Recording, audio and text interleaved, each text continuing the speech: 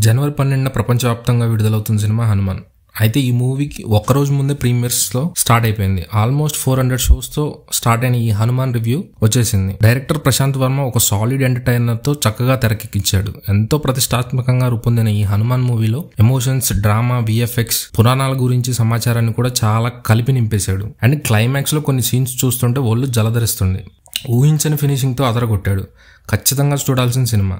తేజ సజ్జ తన పాత్రకు పూర్తి న్యాయం చేశాడు. వరలక్ష్మి శరత్ కుమార్ కూడా తన మార్క్ చూపించింది. అండ్ వినయ్ రాయ్ కూడా అదరగొట్టాడు. సముద్రకని, వెన్నెల కిషోర్ కామెడీ చాలా బాగుంటుంది. వెన్నెల కిషోర్కి ఇంకొన్ని సీన్స్ ఇచ్చుంటే బాగుండేది. విఎఫ్ఎక్స్ ఈ సినిమాకి చాలా కీలకం.